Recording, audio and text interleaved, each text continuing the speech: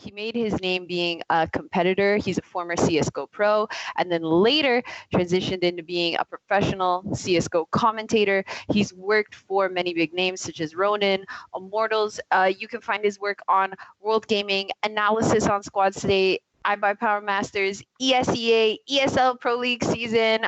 He's been interviewed by Nerd Street Gamers and pretty much everywhere you want to see professional CSGO happening.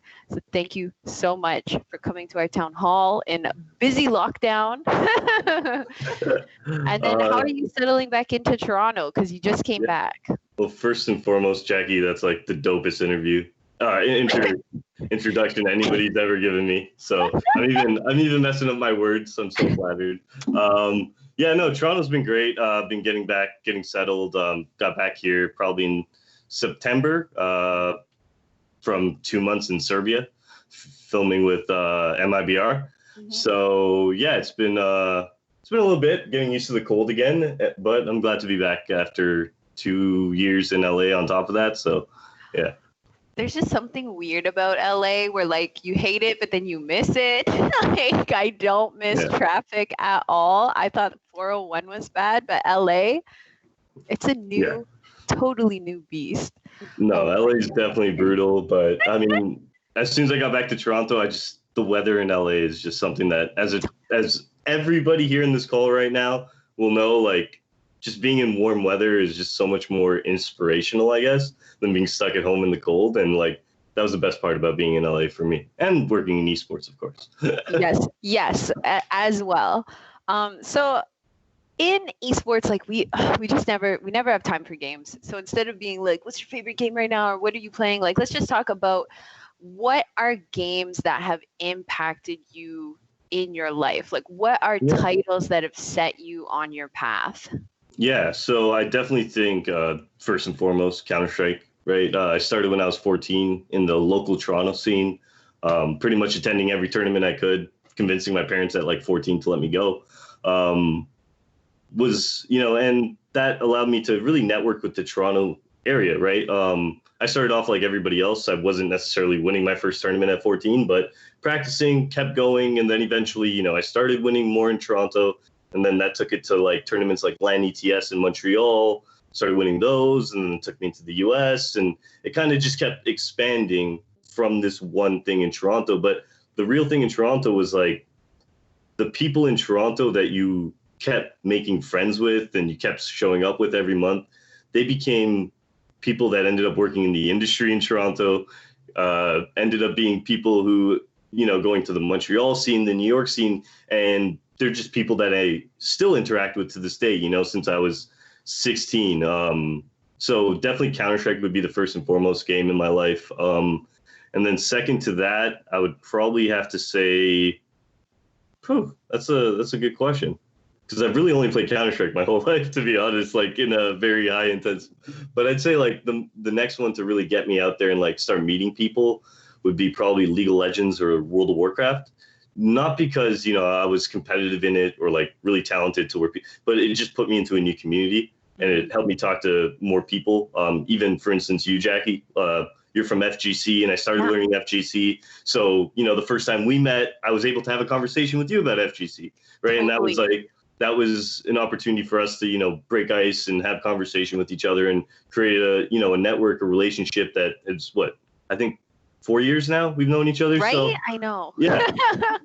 So like just simply, getting involved in other communities, whether or not you want to compete in that community, but just talking to people, finding, the cool parts about each game and what makes, that game actually really competitive. Because it's very easy to look at something like Street Fighter and go, it's punching, it's fighting. It's very easy to look at something like League of Legends and be like, okay, as long as they're skill shotting, as long as they're clicking, but once you actually get into the meta, get into the buys, get into the character picks, and you're able to discuss those with people at tournaments, you'll find that people, no matter what game you're from, are just receptive to you, I find. So definitely playing Counter-Strike and then learning something like League of Legends, something like Overwatch, and something else on the side where I could just interact with other communities has definitely impacted my life huge. Yeah, totally. And like communities are kind of what helps bring you back to a game. Like I'm sure the CSGO community played such a large role in you being like, yeah, I do want to compete. in Yeah, this, and I yeah. do want to cast this.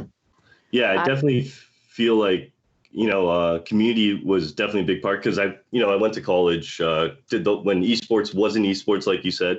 Went to college. Thank Yeah. you. Went to college. So yeah, Graduated. Finance. What's good? yeah. So marketing and finance, Seneca. But I did that while competing as well, and working as well. So I was doing a whole bunch of stuff. Yeah, I What was was doing a that? whole bunch. Can we just what was that like? Student, so let's see, you're competing, you're Yeah. working, and you're doing your studies. Yeah. Oh my God. Okay, Well, so the similar studies. story. Yeah, so I guess essentially, I would work I would work on weekends as much as I could, right? Weekends were my time off from practice, so 8 hour shifts on weekends, and then it would be evenings, probably work from 5 to 8, do that 3 hour shift at like the Gap or something, and make like $30, then get off from practice from 8 to 12, midnight school from 9 till about 4, and that's pretty much 7 days a week. You just run that back. Wow. And then, but I mean, when you really care about something, you'll make time for it. That's what my mom always told me. She's like, you don't take out the garbage, but somehow you'll always know when your practice is and you have to be on. But she's like, if you really cared about taking out the garbage, don't tell me you don't have time to take it out. So Yes, mom. Yes, mom, with the call and out. it's true, right? So it's true. I forced myself to make time for Counter-Strike. I found the time to do it, and I made sure that no matter what else was going on in my life, the one thing that I had, whether it was work, school, or Counter-Strike, I would always make time for those. Unfortunately, wasn't much time for friends in my late teens and early 20s. But then esports started kicking off, right? So we all got rewarded for it, I guess, in the end. Yeah, your team is your friends. Yeah. So I want to, before we get into kind of you and your journey, I want to talk CSGO just a little bit. And I really feel like since 2019, CSGO has just been kind of on this exploding path, like viewership so high right now, playership, people are joining in. How do you feel for the IP, like how things are going? What's your perspective on it? Well, globally, Counter-Strike is strong. In North America, we do see a little bit of a struggle now with the release of Valorant. The skill tier in North America is a lot more difficult to break into than Europe. Europe has plenty of great players. North America has very few. Therefore, organizations don't really want to invest in North American players at the moment. Gone is the era of our Cloud9s, our Liquids, our iVibe. Like the heralded era, we now only have a few teams left, EG and Liquid, really being the only strong teams. Then from there, it's anybody's game. But when we look at like something like Counter-Strike, I think that it will be around for a while. I remember when I was playing 1.6 in like 2008, they were saying Counter-Strike's dead. And then Counter-Strike Go came out, and then it exploded. So there could be Counter-Strike 2.0 coming out momentarily. As far as I'm concerned, it stood the test of time. I'm going to stick around until it's finito. I was here when it was nothing and there was no money. If the money goes away, I'll still be here because it's about the game for me. So right, that's how I feel about Street Fighter. Street Fighter is in waves too. Exactly. Like Third Strike died out, nobody's around. Street Fighter 4 comes out, explosion. Street Fighter 4 Arcade Edition 2012 comes out. Who is here? Who is playing? It's dead.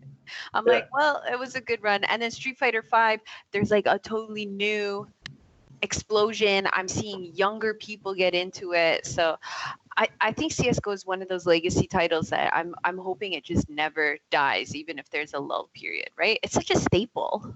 Yeah, I mean, Counter-Strike, StarCraft, World of Warcraft, League of Legends, Dota, those and the Street Fighter, the FGC title, Mortal Kombat, Street Fighter, and Super Smash Brothers. I don't think those games will be going anywhere anytime soon. So, yeah. And then and we still have work if they don't go away, right? That's always good. Yeah. So CSGO added in these new agents, like it's not new now, but like new for me in my 30s. And what do you think about like characterization being added into the IP? Do you think it helped it? Like I'm sure you've spoke on this before, but for me, I'm like, maybe it'll bring in new people. People tend to gravitate towards characters. Yeah, I mean, agent skins are always something that you're going to want in a game. no matter what, it's an easy way to monetize, and it's an easy way to create revenue stream for your game. Counter-Strike is a more competitive game, so there's less allure to a skin per se, especially in a game like Counter-Strike where skins actually impact the way you can see something, like a model. Whereas like Fortnite, it's more of a contrasty thing, and the skins pop out more. It's just a different kind of concept. With Counter-Strike, it tends to stick to the gun skins and the glove skins.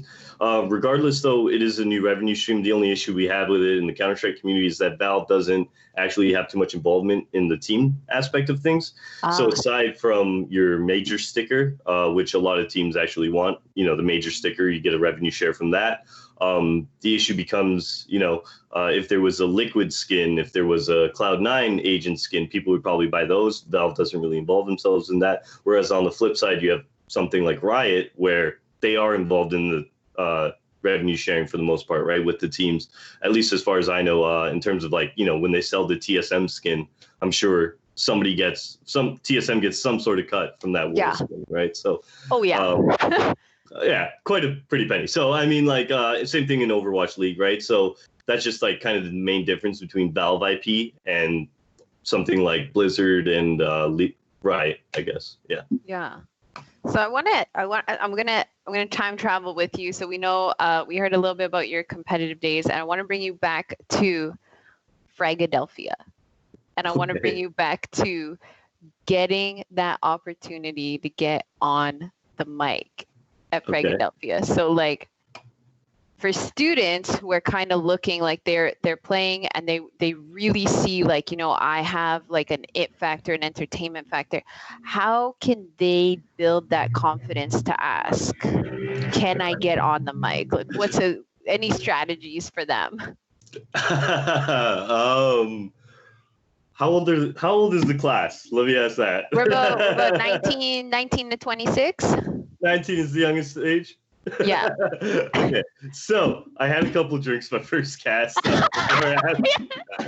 Full disclosure, the first Fragadelphia event, it was a tournament. I think it was like a $40,000 prize pool. We were supposed to win it. I ended up getting knocked out and taking third or something. So Evan wasn't too happy.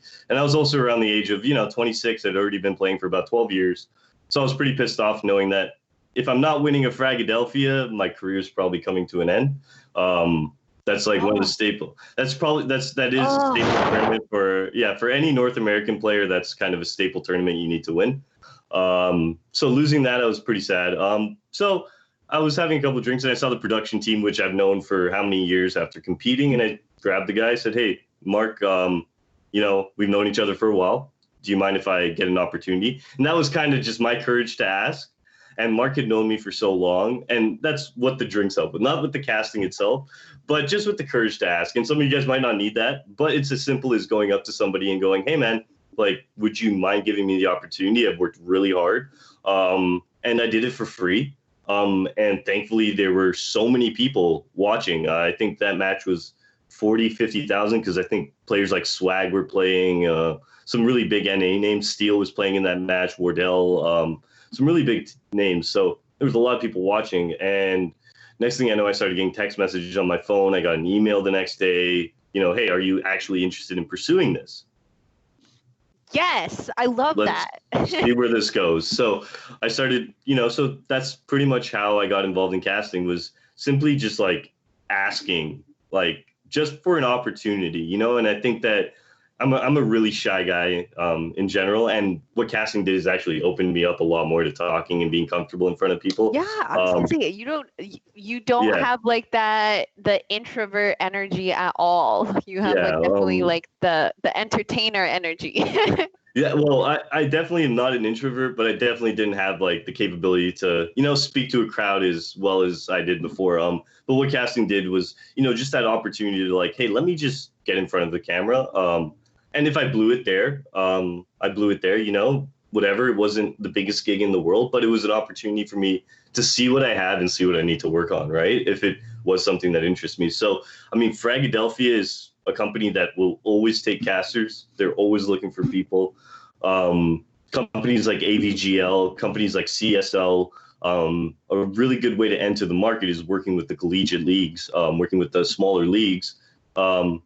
And yeah, just getting your foot in the door. And, you know, from there, you make the network with the producer or the talent guy.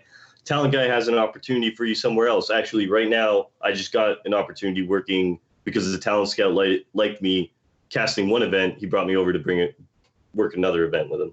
So Oh, it I just love kind of, that.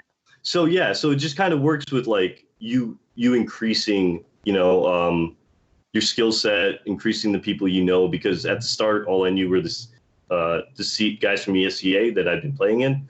Mhm. And then from there, you know, one of the guys at ESEA was working an iBuyPower event, introduced me to the iBuyPower guys. iBuyPower guy was doing an ESL event. Hey, Evan, come over to ESL. Now I know the ESL team. And by the end of it, you know everybody, and everybody kind of wants to, you know, if you're a good enough person, you know, just be nice to people. There you go. Just be nice to Yes. people, man. Yes. Yeah, because I was gonna sidebar and say students also like Evan is genuinely like a legit great person, and like that helps so much. Like having dealt with difficult talent trying to book esports stuff, like I'm like, I'm good. You know? Yeah, I like that you said just be a good person, because it's totally helpful. It's Yeah, totally yeah. helpful. I mean, Yeah. even the real offer, because I think the job, and I mean, we'll get into the IGC and the MIBR stuff later and the content side of things, but even something as simple as, you know, that job that changed my life in LA. One of the biggest things he said was, you know, everybody's qualified, but you were the nicest guy. We knew you the longest, and you were the nicest guy out of everybody, and everybody wanted to work with you because they knew you from, you know, that you were a nice guy. So it's like, Mhm. at the end of the day, everybody might be qualified the exact same way.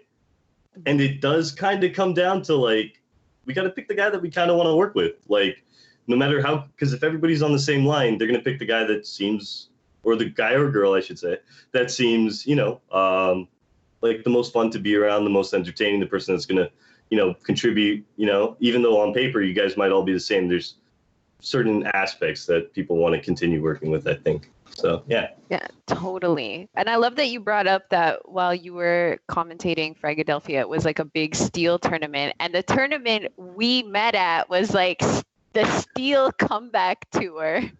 That's funny, actually. That was my first tournament when I first retired. So I was actually supposed to be on that lineup. That was actually supposed to be my team.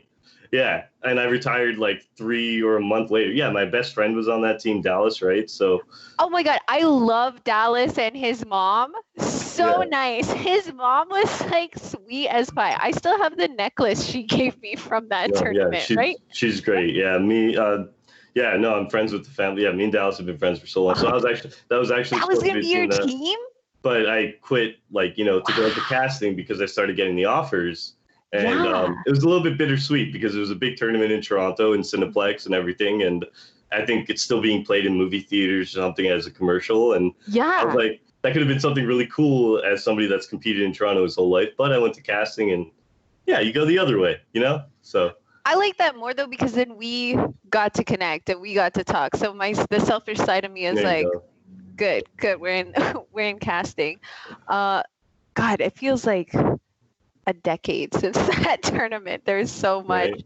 And then what I want to tell the students too is esports tournaments, it's not like any other job you will have. You could be 13 hours on a shift, and if the cameras are still rolling, you are still smiling Yeah. and you're Yeah. still there. I think we were jammed in that Cineplex so late. Like I got there at 6 and I don't remember when I left.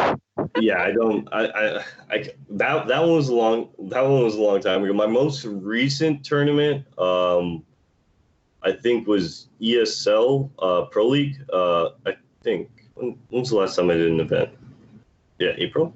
Some whatever. It was a really long tournament. It was. I think it was. I think it was. No, because COVID kicked off, so it would have been September of last year. And I remember it was a 12-hour day, and I remember we started at 12 and we got out of the cast at around 1 or 2 because you're paid a day rate, right? You're not paid Right. hourly. So it's the Yes. flat rate for the day. When the day starts, you get out. It wasn't, I just remember that being the first time because I hadn't cast in so long because I'd been working for like 2 years now. I started dozing off during the cast. because I was so tired, and that was like 12:30, and I'm like, oh my goodness, I forgot about these days. Like, so yeah, no, definitely work even, and then you got to imagine. I mean, there's the talent who go when the show ends, Yeah. and now you have the production team who's cutting the highlights for the next day, who's preparing the shots for the next day, who's getting all of that done, and then and you got to imagine the team setting up everything like that. It gets even crazier. So there's times where I'm like, geez, this has been a long day. Then I look at my producer and I'm like, you still got another hour and a half, man. I'm gonna go get some McDonald's and bed. But there you go. Yeah. That is the best time to make friends in the tournament area. Like, I just remember being like, who has the closest condo? Like, we're all crashing there. And I just remember just piling in a car. I'm like, okay, we just sleep here, sleep on the floor, get up. When I get in the makeup, it'll make everything fine. Yeah, I think CSGO 2 was the first time I experienced like overtime. Right? Oh yeah. Like, oh God, when the maps tie up and they're like, you go into overtime. As a viewer, I was like, this is awesome. But then from like production side, I was like, dear God, no. No. Yeah. I mean, unless it's an exceptional match, and that's generally not the way it happens. Generally, like the comebacks are like one team should be closing it out, and then a team makes a comeback and ties it up. So unless it's like an exceptional match where the teams are neck and neck, and now we go to overtime, and most of the time I'm like, oh man, how are we here right now? Like, this should be over. But I mean, still at the end of the day, right? You get it done, right? And that's the one thing I've really learned about casting is that it really pulls the most out of you, like in terms of energy. And you wouldn't think sitting and talking for 45 minutes would make you hungry, like exceptionally hungry. But I'll finish casts and I'll go out and I'll eat like a full steak, fries. And then there'll be days where like I only do a short cast and I'm like, I'm fine. I don't need to eat. But, a 45-minute huge cast, BO3, by the end of it, you're exhausted. Yeah. And that doesn't even start to cover, the chat coming in and emotionally draining you. Oh, you don't read chat. Yeah. Usually, I mean, when I started out, I read chat, but by the end of it now, if you're reading chat, if you're reading comments, it's not really like, as long as you have the respect of your colleagues and your peers, that's what should matter, right? Yes. Like, that's exactly the people you work with think you're doing a great job. The people around you think you're doing a great job. That's what matters, not the Twitch chat, because the Twitch chat isn't paying your bills. The Twitch chat isn't going to hire you. The Twitch chat isn't going to do anything for you, unless you're a streamer.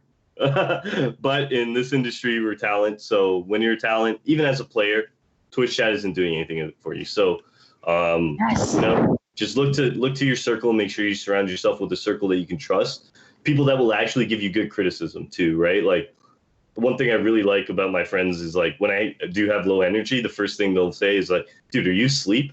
Like, it sounds like you're sleeping right now in the cat. Okay, thanks for letting me know. Like, I'll bring up my energy a bit. I'll try my best. They were like, hey, we heard you cast. That was a really good cast. They'll reiterate what I do well, what I don't do well. And yeah, that circle is what really keeps it going.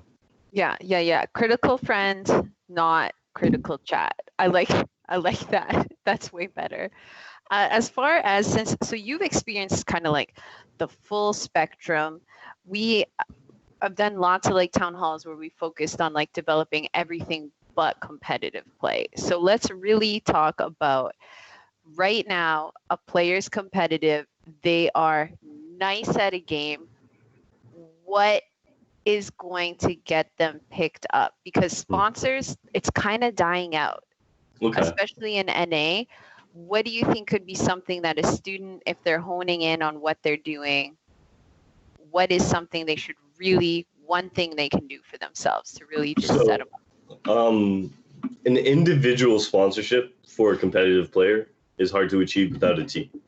That is first and foremost. So the main thing you want to be doing is looking for a team. The main thing you want to be doing, what I will say is no matter, and I think there's a bunch of people that can attest to this, no matter how good of a person you are, no matter how skilled of a person you are, there's only so many slots on team, and there's only so many slots that people can fill. I'm an IGL. I'm not a fragger. I'm not an opper. I'm not any of those big star roles. There's only one IGL per team.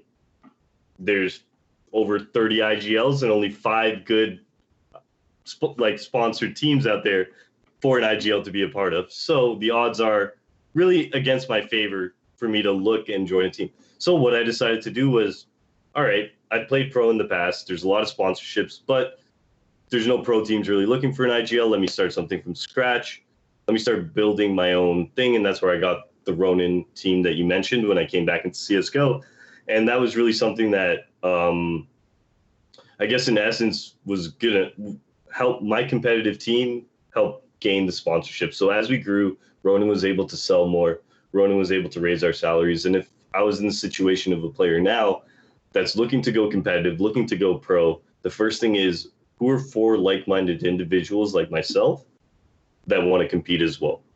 Okay, now we're going to start at the bottom and we're going to work our way up. And a lot of the times what you'll find is the 4 individuals you start with aren't the people you end up with. For whatever reason, people drop out, people don't keep up in skill, or perhaps your skill exceeds your team's skill. And now you get picked up by another team and so on and so forth. A good example of that is a kid named Grim. I'm not sure how many students follow the NACS team, but he recently plays for Liquid. I've been friends with him since he was in pretty much the house leagues, coming up as a young player over the last 4 years, doing his stuff. And exactly what I said, he didn't have a sponsorship, played for an average team, then went to the semi-pro team, grinded it out, did really well in the semi-pro scene. Then eventually Liquid gave him a shot, and he started just like anybody else needs to, essentially, just from the bottom, working your way up, finding 4 like-minded individuals. His teammates are still great players. Some are pro players now themselves, but they all found their way working together and working up the ranks. There's no way you're going to go from, being a college player, I'm going to be 100%, to being on Team Liquid. Liquid isn't like unless you're, I'll be honest, League of Legends, unless you're like Challenger, rank 1, the dopest, unless you're in college while playing in MDL, CSGO, and you're the dopest, there's still the competitive aspect that all teams look for. So like Call of Duty, they recruit from the amateur scene, so you're still going to need a team in the amateur scene. Counter-Strike, they recruit from the semi-pro scene. So your best bet on top of college, which is providing you that avenue to, train, push yourselves, is to get that college team into the leagues. Yeah. Because now your college team is competing against these teams globally. And if you guys are skilled enough, or perhaps you're individually, the best skilled player, you'll get noticed by perhaps one of these global teams that's like, okay, man, when you're done college, do you want to come over here and start playing for us? You know what I mean? And boom, now you have your circuit way into semi-pro CS. And now maybe you spend a year at the semi-pro level and you boost your way up to the pro level. It's just a different ball game. It's not like NCAA. It's not like typical sports where, you play your 4 years of college, then you get drafted. There's no drafting because nobody controls anything. Yeah. So I could come back now and be just as good as the 20-year-old draft potential if I was good enough. Mm-hmm. But in the NCAA world, no way a 30-year-old's getting the same draft potential as a 20-year-old. So esports is a different ball game. The best way to build it is on your own. And the best way to start building is with 4 other people that want to build something with you. Totally. And we're in COVID times. So I'm kind of thankful that we have the college, because you don't have to go out and meet people, right? I really want to encourage the students, get along with each other, get to know each other, because it's hard to go out and find people. And the nice thing about being at college, like-mindedness, you're students, you've committed to paying for something. You might be in the same program. You have more in common than different. So I like that. When I was in college, we didn't have programs like this. When I was in high school, I was lucky enough that there was 6 guys that also somehow played Counter-Strike from all walks of my high school. There was a jock on the football team. There was the really smart, nerdy math guy. There was the computer guy. There was me. Then a couple other soccer players on the team that were all playing Counter-Strike. So I had a really cool circle, and that kept me wanting to go to school, just because I had people that And I was, to be honest, like far better than them because I was competing at the time. But just the sheer fact that like we'd be in class and we'd be like, yo, let's load up some Counter-Strike. And now we have some downtime. There's, we're having some fun in class. And that really was something that, and then when I went to Seneca, there was no gaming. So I basically went to college and I was like, okay, class is done. I'm going home because I want to play Counter-Strike. Yes. Right. Because I want to play, I want to compete. Right. Like I want to practice. But if my college had, a college program, perhaps I wouldn't have been playing for my team at the time. Maybe I would have been playing for the Seneca College esports program. Right. Yeah. I think they have a team now too. They probably do, knowing my luck, right? So they need to reach out to you. You're precious alumni. What are we doing at Humber? Seneca's sleeping. I'm gonna heckle them on Twitter. You're sleeping on your alum. But yeah, so I mean, definitely just starting at the ground. I mean, I definitely think it's cool that there's the opportunity to even game on a college campus with the setup. I haven't seen the Humber setup or like what you guys have going on, but it sounds like it's just a cool opportunity. I'd definitely be taking advantage of it. Yeah, it's weird. We have like in the basement, they set up like a almost soundproof room, and then they put 6 Alienware there. And then we have like this open concept thing in our technology building with 12 Alienwares. And then we have 6 portable Alienwares. So if it's bring your own console, it can be deployed to a tournament. So I was like, okay, school, we got serious. Okay. They even paid to have the wall busted up and put a window in it so you don't feel like super claustrophobic. Damn, okay. Yeah. Yeah. So Humber got pretty serious about it compared to other schools. Now it's my turn. Now I have to like fight for sponsors and be like, please give me money. Think of the children. Well, now's a good time to be fighting for sponsors. I definitely think there's more going into 2021 than there was at the start of 2020. I'll tell you that much. Dude, I want Osmos. God damn it. Nice. We'll find it. So let's talk PR side of things, because we actually have a lot of PR students, and you are doing media management, content. Yeah. With MIBR. Let's talk about like, how do you forecast for planning content? Like, is it just churning out memes and hoping a post will take off? Is it better to really pre-plan? Like, let's dive into that, because we have lots of PR students looking to be, content management in esports. Sure. So, I mean, there's with the MIBR side, there's 2 different brands, 2 different approaches. MIBR and Optic are 2 different brands completely in themselves. One being North American, one being and Call of Duty, the other being Brazilian and CSGO. So 2 very big, so just 2 different approaches there. But we'll talk to content first, and I'll go into social media, I guess, and then I'll finish up and talk kind of from a PR and like what to watch for kind of things. So we'll start with, the content side of things. MIBR on their flip side. For those of you familiar with CSGO, you know how much teams are traveling, you know how much they, globally. So with MIBR, there was a lot of planning involved, like an exceptional amount of planning involved, where the team would be traveling 1 to 2 months constantly before they return to LA for maybe a week, and then they're gone again for another 1 to 2 months possibly. Wow. So in that 1 week window, I would have to shoot 2 months worth of content.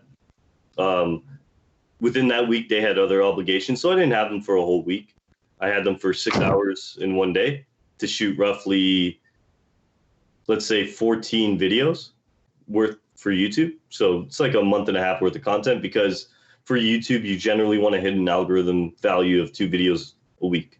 So we need to hit 2 videos a week. We only have 6 hours to produce a month's worth of content, 2 months. So a lot of planning was done in that. I mean, it was kind of like we had them on almost, I like to call it like a player treadmill. So we would be, all right, we'd line the players up. Okay, these players are going from this, then they're going to move on to this content shoot, then they're going to move on to this. So we had about 3 studios that were set up at one time that the players could go and do, from trivia, they'd go and now they do their what's in the box. Then they go from their what's in the box, they go up the staircase, and they go and do their educational, and then the player was done for the day. And then the next player would come in. And so there was a lot of planning on that side. On the Optic side, however, Optic was in LA. CDL was played in Los Angeles, so we had more access to the players. That would be letting the GM know weekly, like, hey, man, what does the player's schedule look like? Can I get him for, an hour? I just want to shoot this. GM says, all right. Player shows up to the studio. Our studio's already set up because it's there. It's everything. Turn on the cameras, roll. A lot simpler process. But with MIBR, that really taught me that the most successful way to produce content is just preparation, planning. Like that is just everything you can do when it comes to shooting. And that even though I had more time with the Optic guys, that work ethic still transferred into that, and that made my shoots a lot more efficient. And then on the social media side, so MIBR has always had their own social media manager. I was brought in to work alongside him on the social media side. So that was curating the content. That was, hey, does this tweet look good in English? Does it make sense in English like it does in Brazilian or Portuguese? Sorry, I should say that.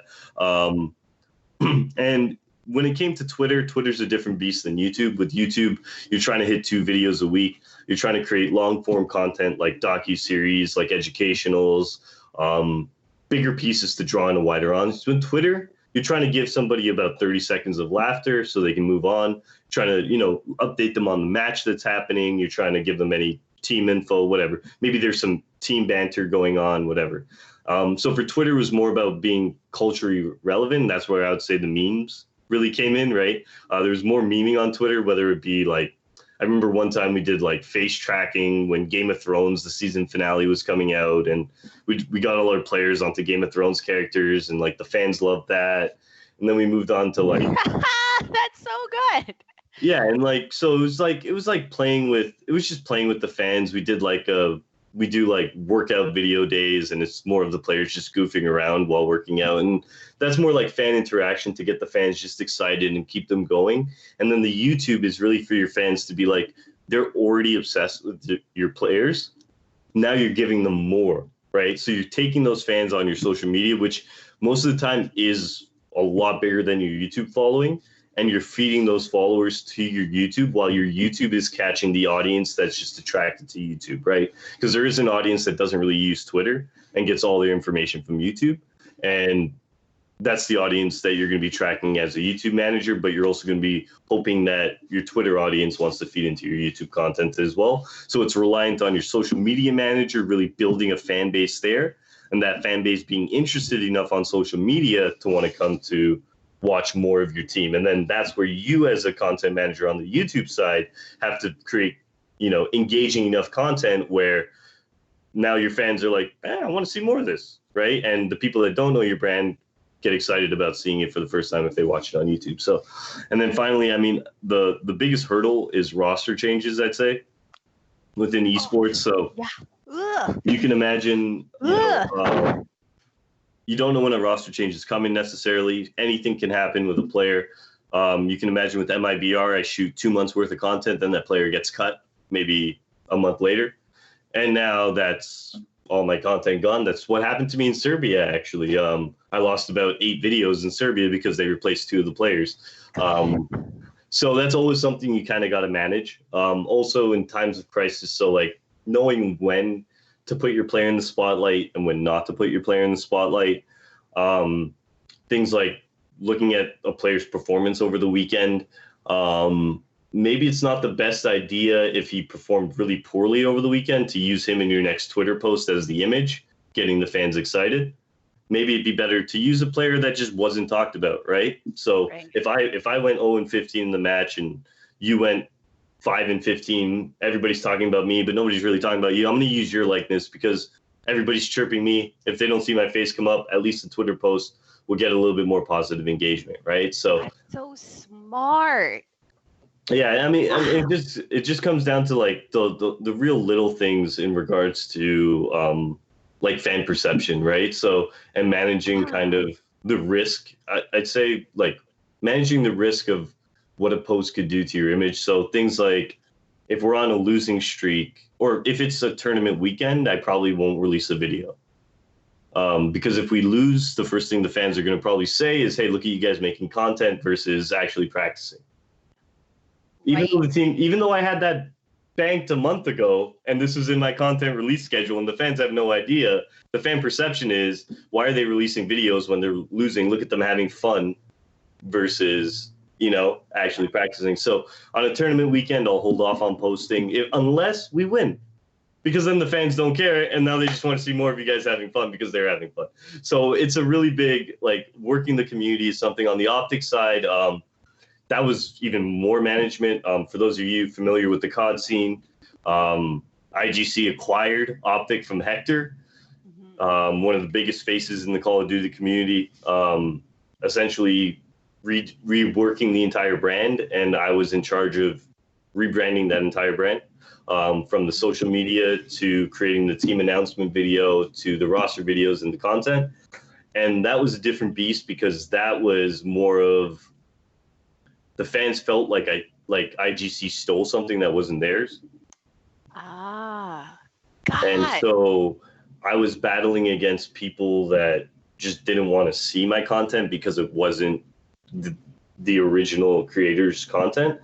And that was the hardest part, I think, about dealing with the Optic brand. I did very well on that side, regardless of it. But at the end of the day, yeah, it was a very difficult thing. And, one of the reasons that I'm back in Toronto now is because IGC ended up selling the Optic and the Optic gaming brand to LA Thieves and back to Hector. And that's one of the reasons that my station doing content for them is now finite.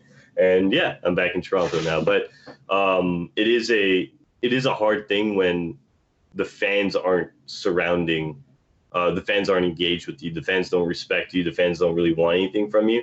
And as a brand, that really comes down to the way you present yourself on social media. Wow. See, you're dropping gems of knowledge, and yeah, you need to be in charge, teaching about this. Yeah, your college needs to reach out to you and grab you and put you in the vehicle of their esports program. You know what I mean? This is gems of knowledge. I wouldn't even think of that. Yeah, if he's losing, don't put his face there. They're just gonna shit on him. Yeah, they're gonna eat him up. Yeah. It's so simple, but I wouldn't have even thought. Wow. Oh my goodness. Well, I've just. And then another thing is, stay out of politics unless you're actually going to take a political stance, like a hard political stance, and double down on it. I'm being 100% serious about that, guys. I have no problem with people taking political stances, but if you're going to take a political stance, don't half-ass it, double down, or don't say anything at all, because people can see right through fakeness, especially in the esports community, because of the fact that, and the esports community is a lot more guarded, I'd say, to people.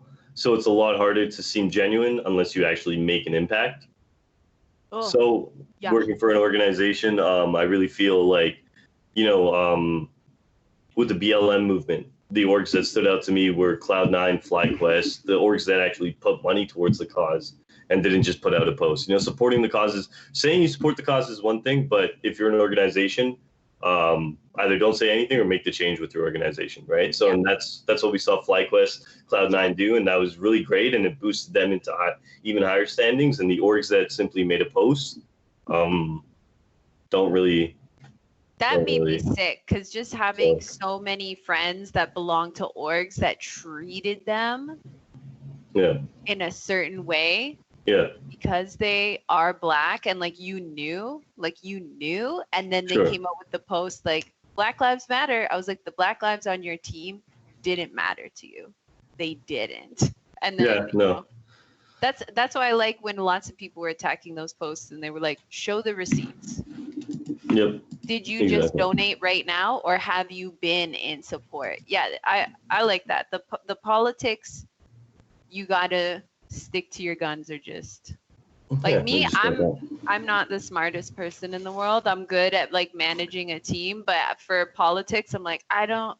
Who's the premier? What's happening? Where are my taxes going? And if you're planning on being a player or talent, chances are you're better off just staying out of politics altogether. Yeah. Unless you really want, again, unless you really want to double down and take a stance. And if you're going to double down, double down. But if you're not going to double down, backtracking is one of the worst things you can do in the esports industry. So Right. just remember that. Right. Do you mind if, just because like it's been 45 minutes, I know we could talk esports all day, but Yeah, I no don't want to worries. eat up your whole evening. Do you mind if we get into some student questions? Yeah, of course. Ask away. Okay, okay. Oh, they're asking, what is the LA life like? Oh my God. No, All right. and only in so many words, because some parts are really wild and fast. LA was amazing. LA is definitely a place if you're creative, if you're somebody that likes to think outside the box, if you're somebody that likes to meet people. It's definitely a great place to be. It's definitely an expensive place. It is a place that you need to make a decent amount of living. Don't get me wrong, like I wasn't making crazy money in LA. It's comfortable, but being back in Toronto, I'm like, wow, like I actually noticed the difference in, how much it costs for the same quality of life that I had in LA, right? But LA was amazing. Woke up every morning, took my skateboard down to Venice Beach, had a coffee, started my day off that way, got the camera out, just had like brainstorming sessions and went to work. It was really something that I suggest, I definitely think that every Torontonian should be aiming to get somewhere warm. That is my truth. That is my truth. Every Torontonian should be aiming to get somewhere warm. A lie? Like, I don't know. And LA life was weird where here, you can be esports famous or whatever have you, and like no one cares about you on the street, but like LA getting recognized and people being like, do you want to like skip this line? I was like, LA is real, this is real, like people know you. It's Yeah. fun. No, definitely. It was definitely a trip living in LA, and I'm looking forward to getting back there as soon as I can, for sure. Right. Good. Then I have my connection, and then I just crash cheaply at your place. Exactly. What are your thoughts on the shift from CSGO to Valorant? And if some stuff's too political, feel free just to be like, No, that's straight. I'll talk about it. So the semi-pro scene and bottom tier pro scene in North America doesn't get paid much money.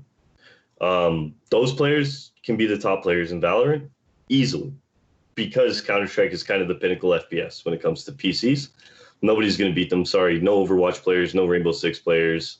I don't know what other FPSs there are on PC, but none of those players are going to be Counter-Strike players. So we all know that Riot takes care of their employees for the most part. You get treated well, you get a salary.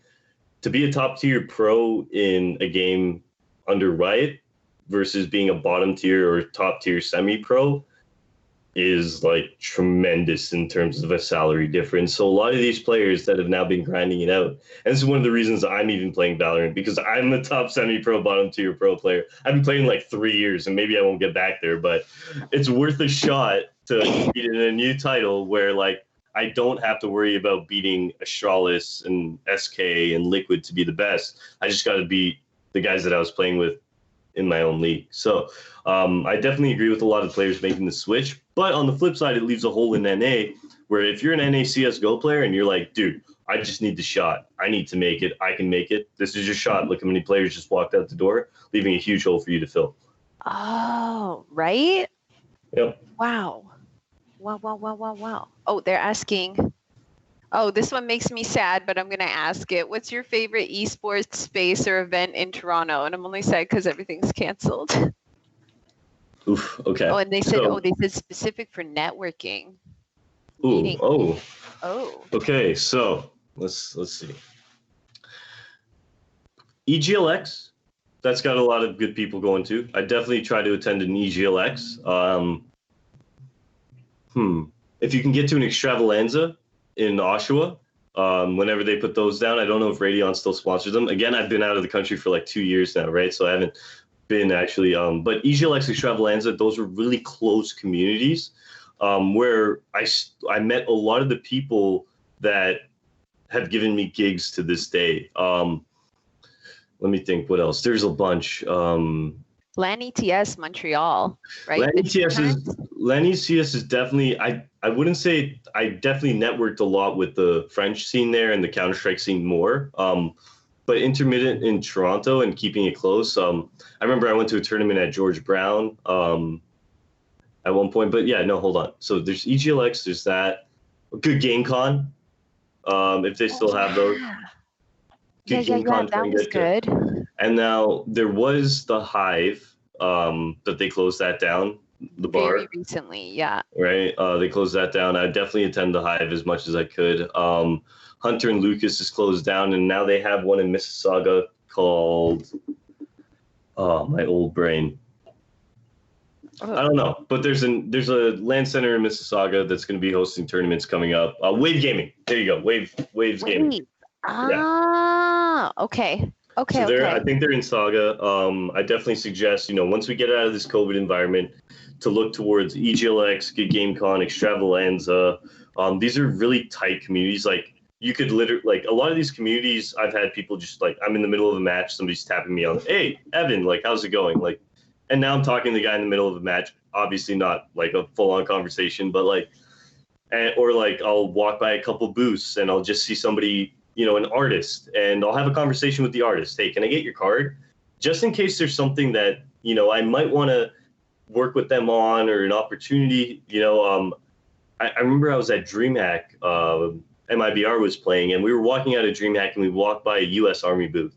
And the U.S. Army guy was like, hey, man, you want to play Counter-Strike with us? And my two videographers were like, he doesn't want to play Counter-Strike. You don't want to play. And the U.S. Army guy was like, no, let's go, bro. You think you're good? And we were like, okay, Evan. So I played against the U.S. Army guys. I roasted them, whatever. But at the end, they were like, hey, man, like, where are you from? Like, what's your experience? Blah, blah, blah. We're looking to expand into the CSGO market. We'd love to get your input. Would you like to consult with us?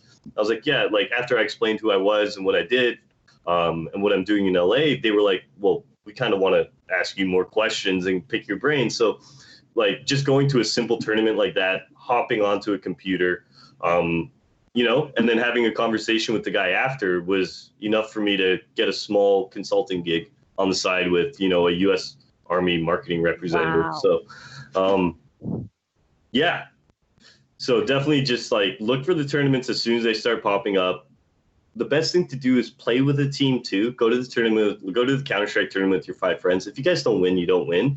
But maybe you play against somebody that you want to have a conversation with in that tournament, or maybe you have the opportunity to even talk to somebody because you're there, right? And it's just something like that. And when I was 14, I just went to the tournaments. Didn't really know who the guys I was playing with, just wanted to play. And eventually some guys were like, do you like playing with those guys? And I was like, not really. And they're like, well, come play with us, man. And I was like, oh, I'll come play with you guys. So, and it kind of goes up from there. So just keep going to events, keep talking to people. It's the best thing you can do.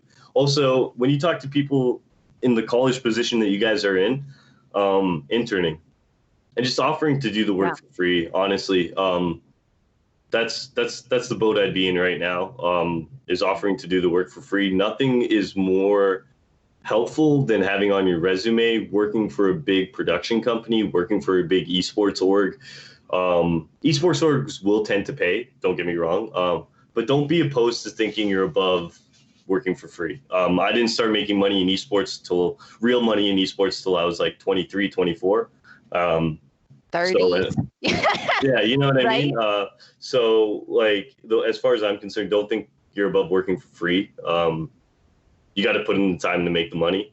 And, as long as you keep your chin up and do it for the right reasons, because you care about it, people will notice and it'll all come full circle.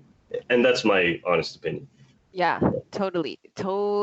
It's rough. So don't be afraid. Remember, we talked about LinkedIn, kids, talked about networking, build your LinkedIn, reach out.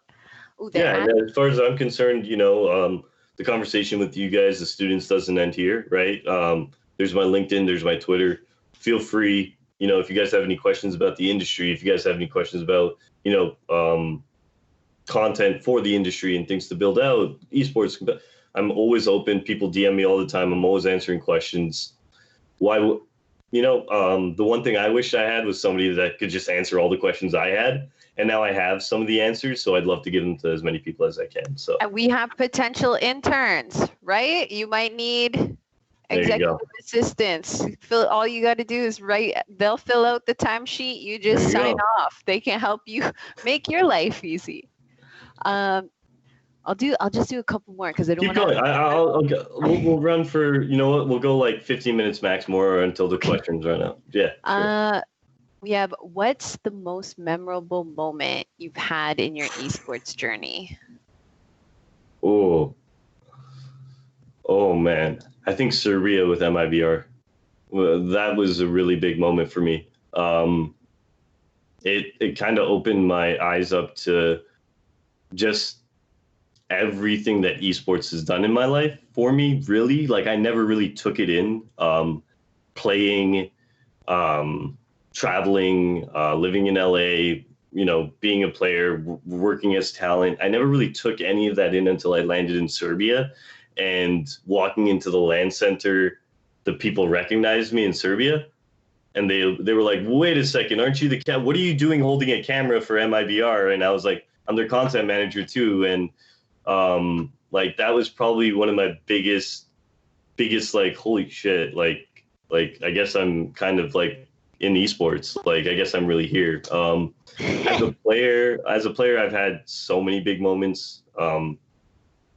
I can't really. There's so many great moments, like winning my first tournament, winning my going pro for the first time, because I went pro 3 different times in my career, just because I kept quitting to go to school, work jobs, like just bounce between different things, like because there was no real structure in esports at the time and no real money, so I was always bouncing in and out of esports, like, but it was always bringing me back, right? So as a player, there's just so many, like, my first tournament win, playing with my best friend for the first time, and winning our tournament together for the first time, was probably one of the biggest moments, because we had been friends. We had met in esports in like 2012, 2013 when CSGO first came out.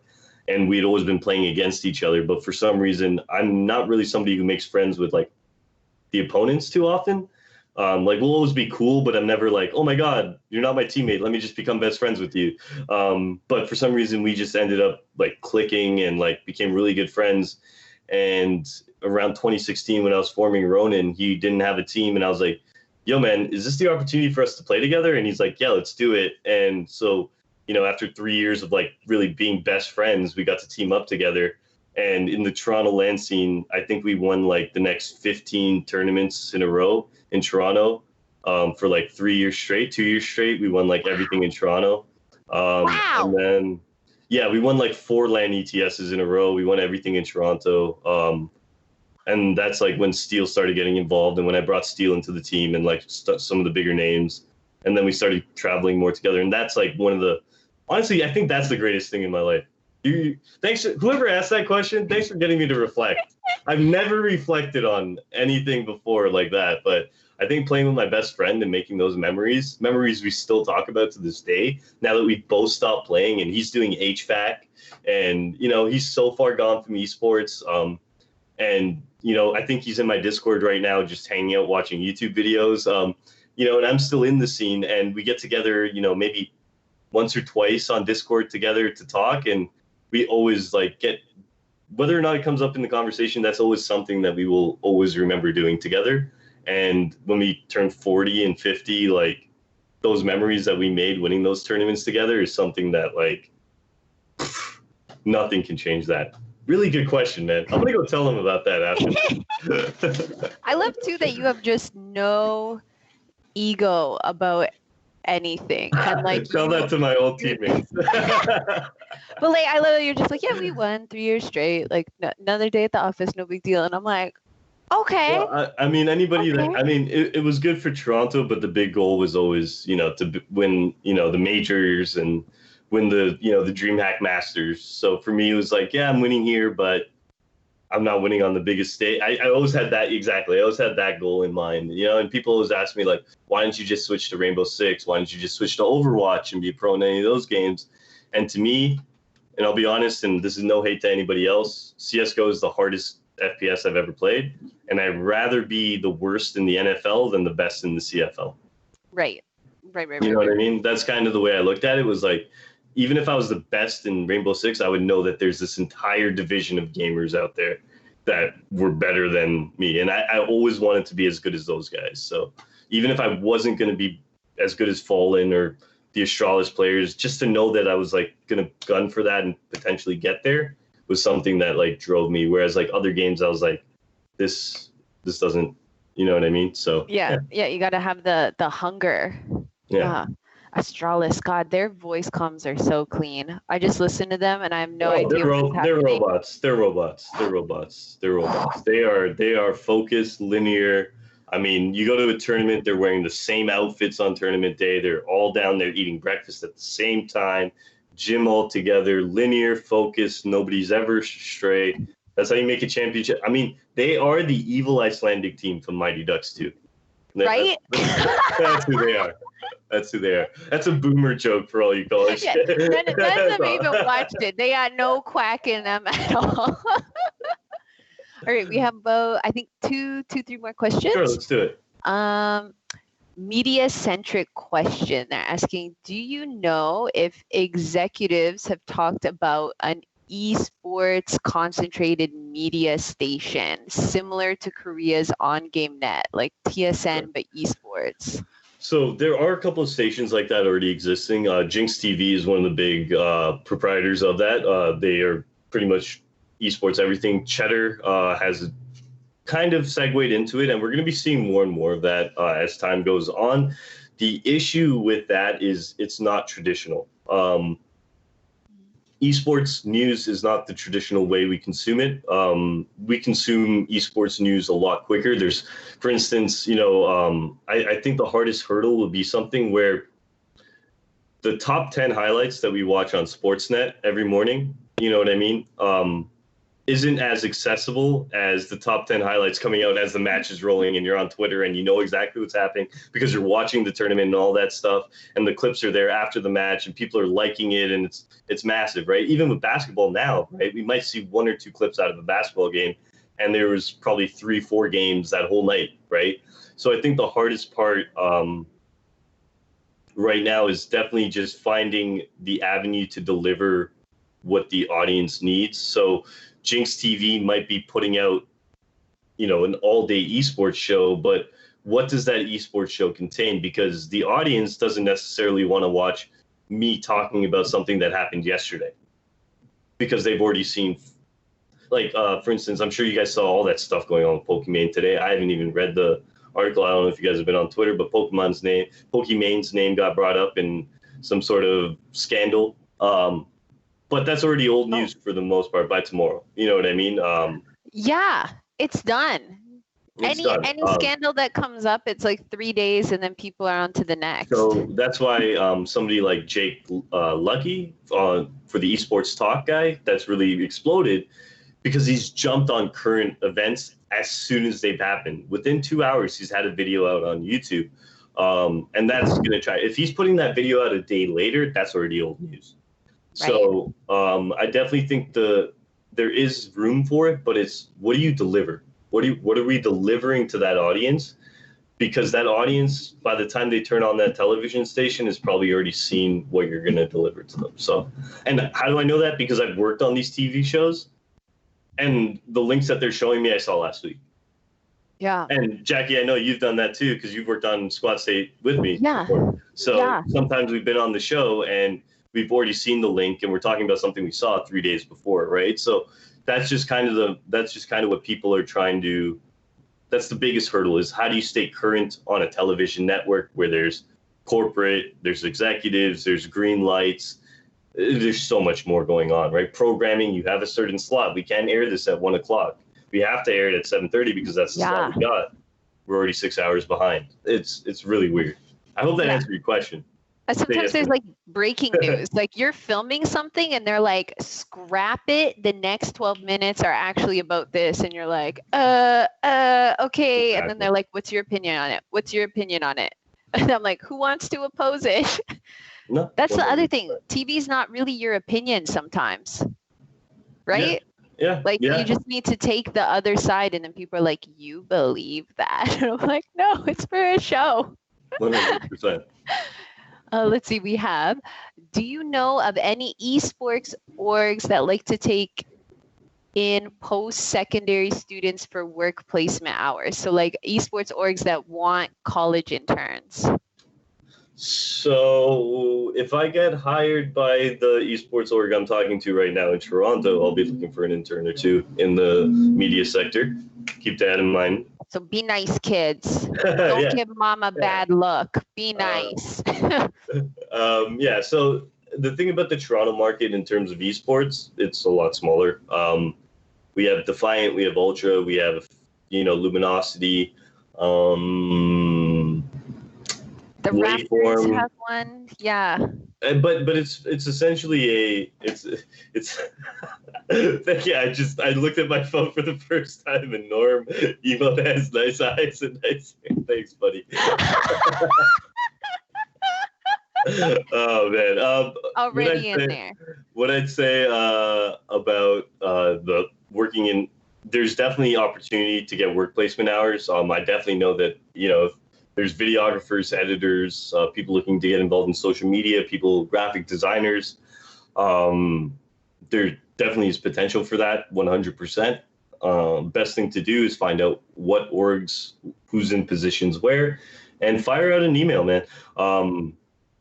It was funny when esports was taking off. I jokingly fired off an email to Mark Cuban, the owner of the Dallas Mavs. Yes. Just as a joke, and he freaking replied back asking what my proposition was. I didn't have a proposition. I was a dumb 20-year-old kid. I didn't have anything. Right. But you'd be surprised. Like, and that kind of, when I was 20, I was like, wow, that actually worked. Since then, I've cold emailed like anybody I've really wanted to, and I've gotten replies from almost everybody just because. Wow. Yeah, everybody's always sitting by their email, and everybody always wants to read something, and yeah. I know. And then you follow up. Because I've done the cold calls where I'm like, I got a really good idea and I want to do this. And they're like, can you explain further? And then work just piles on. And I'm like, hey. Yeah, just be prepared when be prepared when you're cold calling to present everything at once. Yeah, don't do what I did. Send out an email when you have no idea why you're doing it. So I just knew I wanted a sponsorship for my esports team. I was like, I had no business proposition, no idea how. I was just like, that's a rich guy. I'm going to email him. So, just come with a little bit more of a plan than I did. Yeah. All right. And then last question of the evening, they're asking about esports traveling. So before COVID, sure. Is there anything you can do to prepare to be constantly traveling while you're working in esports? I got really close. I got really used to just packing light. That's the biggest thing. Let's see. Biggest thing for traveling light in esports. Oh, you got to be able to fly, and you got to be able to be around other people. Like if you are not ready to always have a smile on your face, like I mean, literally. Like the travel is going to burn you and people are going to notice. Like people are going to notice that you're grumpy. People are going to notice that you don't want to be there.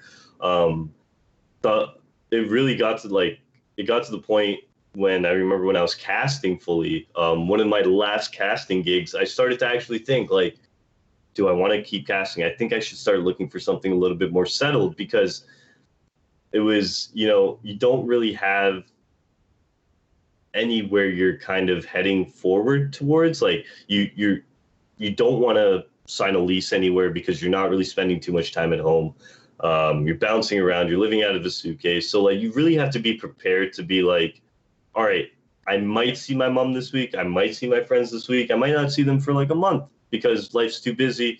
There might not be an opportunity. I remember like when COVID kicked off, I was between LA and Toronto so much for work and other stuff that I think between July and October, I had quarantined like 30 out of 70 days or something because of mandatory quarantine in Toronto, all the flying back. And yeah, that's when I was really like, okay, that's it. I'm not going back to LA. I'm staying in Toronto. Let me find something in Toronto, like for the time being until COVID. So you really got to be down for like if you're working in the esports industry, traveling, even when I was working in LA and we had Optic Gaming was located out of Dallas when we first acquired them.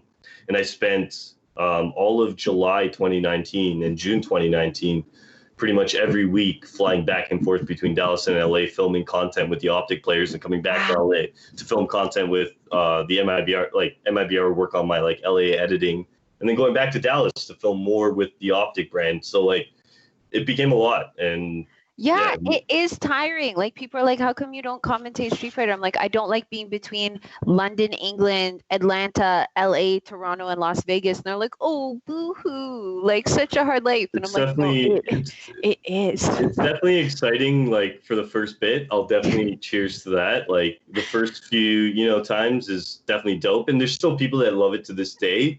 Yeah. But as I definitely feel like, at your age, most of the people in the call, take advantage. Sorry, I had a little bit of a hiccup. Take advantage of it. At 30, I kind of want to chill. Yeah.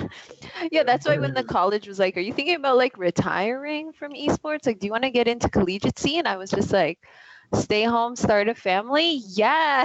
Like go. I'm there. There you go. So yeah. All right, I'm going to, there's more questions coming in, but everyone, I'm going to say follow Evan on social media, give him the ask the questions there, so then other people can just see this wealth of knowledge that this person has. And like, you need to be in collegiate too. I got a couple of people I know in university. I'm going to message them. I'm just going to be like, listen.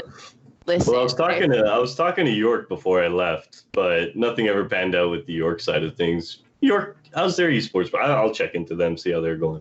Check in. I'm gonna send off a few emails because I'm just like, you need to be leading the class on like esports PR and like my goodness, right? You're too kind, Jackie. It's just like there's so much truth and knowledge that's been dropped on us here tonight. But thank you so much for talking to us. Thanks for coming out. Hawks, thank you for tuning in. Students that didn't tune in yet, you're probably watching this on our unlisted YouTube. Thank you. And yeah, thanks so much for coming. Have a good one. All right. Take care, guys. Have a good evening. Thanks for having me, Jackie. Bye.